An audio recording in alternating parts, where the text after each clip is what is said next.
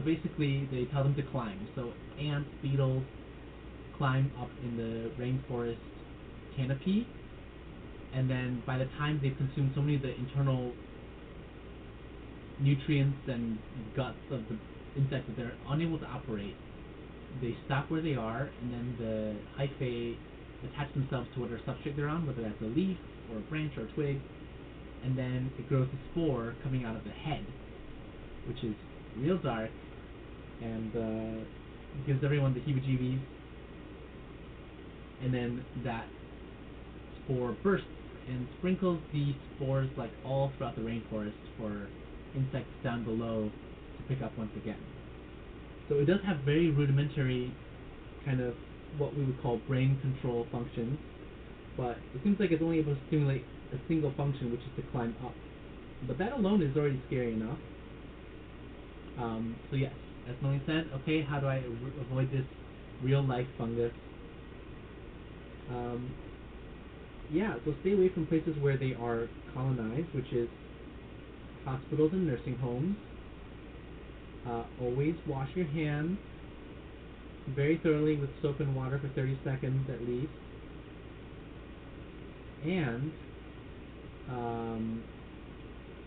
if you are ever given a antibiotic or antifungal to take for an infection that you have, please take it all the way until the end of the duration. Do not leave any pills untaken. You may be feeling better, but that is what leads to antibiotic resistance and antifungal resistance, because there's a little bit left and you eased up on the antibiotic or antifungal, and that little bit is going to survive and evolve resistance to that anti-infective, and now you've created a superbug that you're going to pass on to the next person. So this stuff is happening in real time all the time.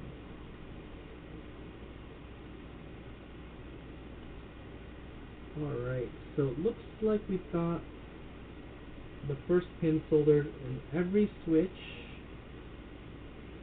I'm just going to go back and reflow all of them while holding pressure from the back end.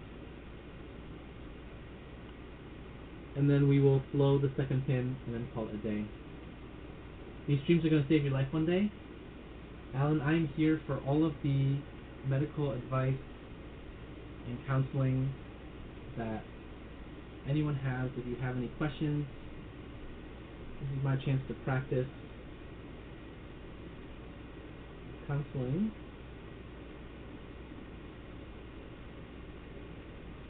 Dr. Owl, yes. So yeah, there is a streamer called Switch Doctor.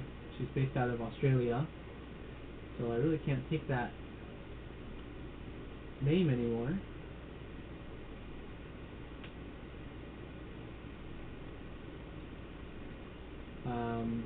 It's funny, there's a bunch of owls. There's like Owl Namek, who my inclination is like Southeast Asia or Australia, because they always seem to be on with Timato streams, you know? And then there's like two other owl Twitch members with owl in their name that always are on like Alex streams and stuff. So anytime there's a bunch of owls together, you know, needs to be known. But let me see. Other, you know, I'm not aware of any other doctors that stream keyboards. I do know there's quite a few physicians in the Mechanical Keyboards USA group. Oh gosh. Whew. That was close.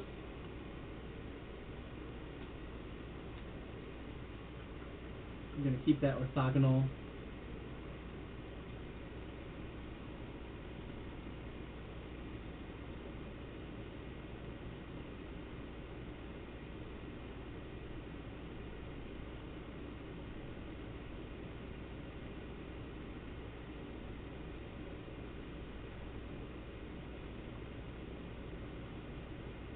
So yeah, there's a radiology resident who's at the Mayo Clinic, who's in the mechanical keyboards group. There is a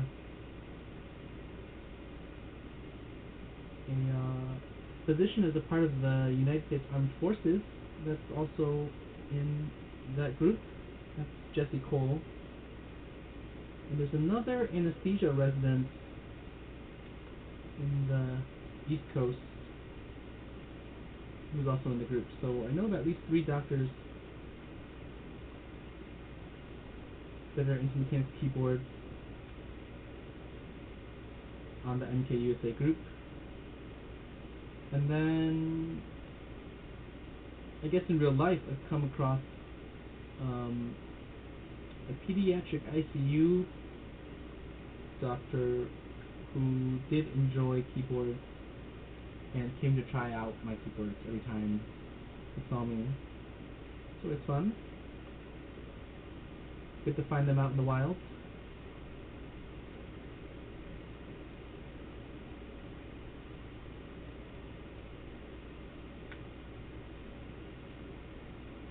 That one definitely had a way to go with the seating. Oh yeah, Melanie, you've mentioned this a couple times. IT guy at work is passively interested. I know, everyone's just like kind of interested, but they like never want to take the plunge, either with a commission or like their personal board. Yeah, it's super frustrating. I have a few people, coworkers, to follow up on, to ask to see like, hey, you told me you were interested. Are we still interested? Because yeah, I've got quite a few commissions.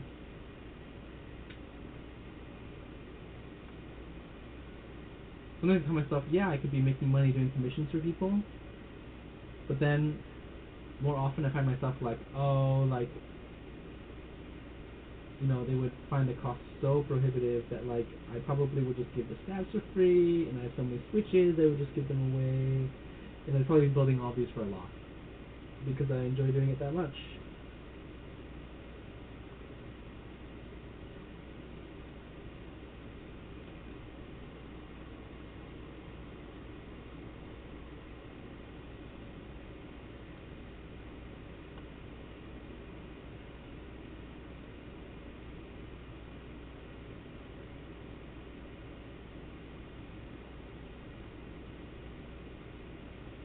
Have you all done any commissions for anyone else? I know that Alan has done quite a few sequences for friends. I made one as a gift. It wasn't really as much of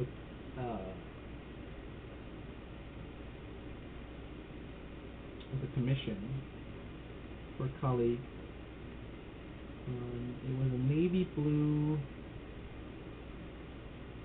Keychron Q2 with a knob and 21 kV caps.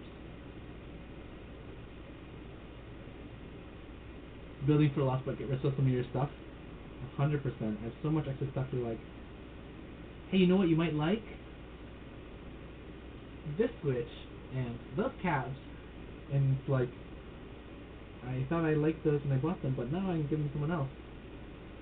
Ooh. That was close.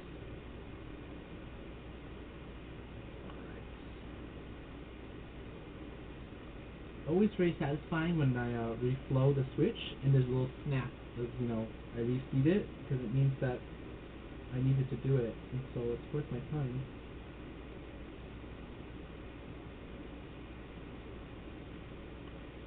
You know, I'm sure it makes a noticeable difference in the sound when your switch is well seated versus it's not like totally touching the PCB.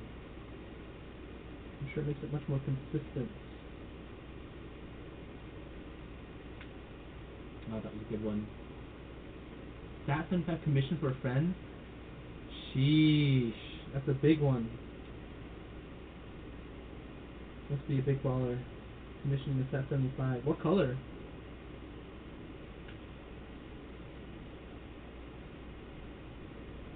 You know, that green SAT-75 really made me feel some type of way.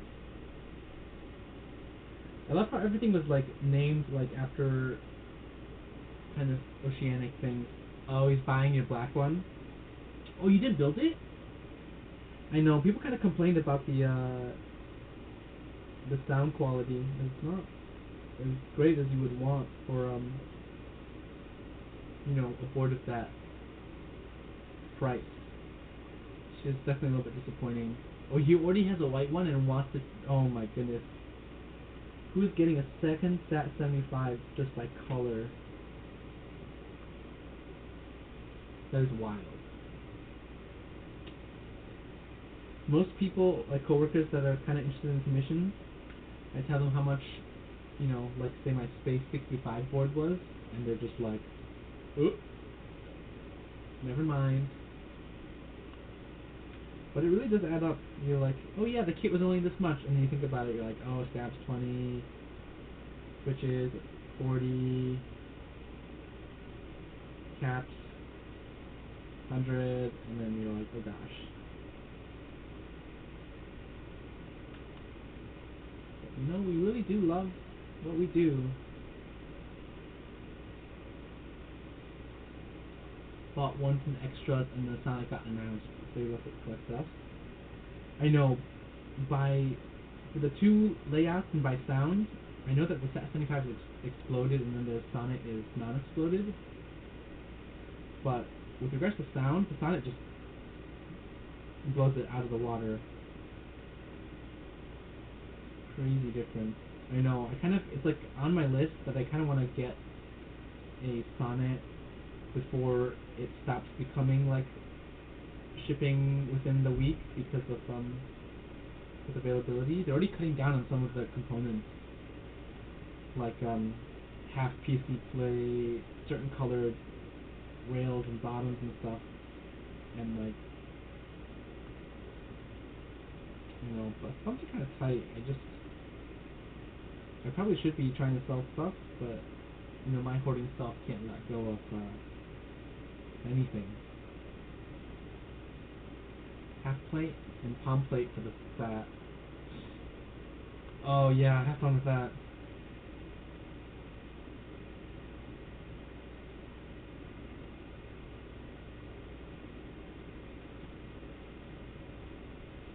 I don't know. I mean, is it all top mount? What's the Sat 75?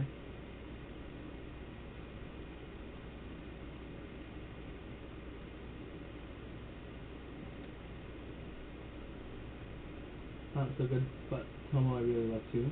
Yeah, I'm about to find out. If I really love this, I might just pass on the Sonnet. But if I were to do a configuration, I would love like PC bottom. Oh, top mount brass plate. Yeah, that's hard to sound good. But yeah, if I were to get a Sonnet, it would be PC bottom. Probably, I'm between like silver, white, and green top case. And then the accent, I mean, the wood would look amazing.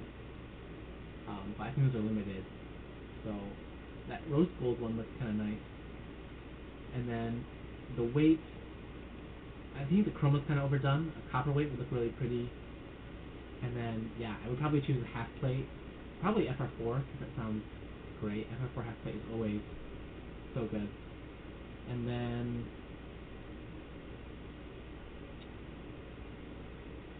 I think that's probably it.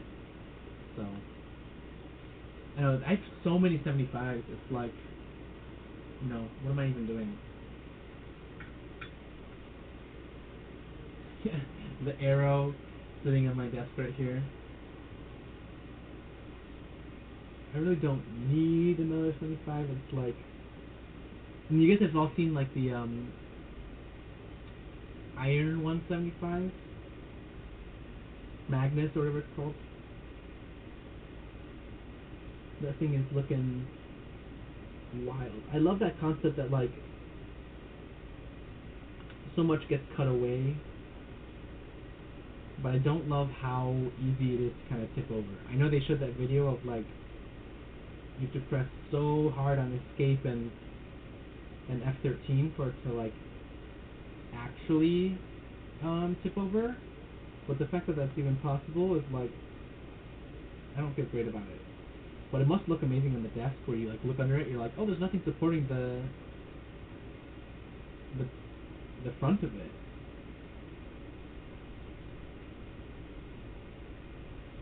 Yeah, Smith and Rune Magnus 175. That's the one. I know. I haven't gotten my hands on one. I remember the first time I saw one. I think it was Ariston was building um, an Iron 180, and it had the full brass bottom. I was like, oh my goodness, what an absolute chonker! And I saw some. It was like green with like the full brass bottom, and I was like, oh, that would be crazy. I saw an extra on DeskHero.ca, and I really considered that, but it was supposed to like converted to USD. It was like $750 just for the base kit. I was like, I don't know if I can justify that. But green and gold, like with brass, beautiful and extremely heavy. I don't know how they're able to justify the price. Other than that, people come to accept that price, and it's the going market rate. Don't love it, but that seems to be what is happening. Smith & Wesson looks nice, but I've heard their boards don't sound that great. Yeah, I've heard that too, Maxine. Some of the very nice people on MKUSA have been sending over some of the exclusive switches by Smith & Wesson. It's like that kind of plum color. They look beautiful.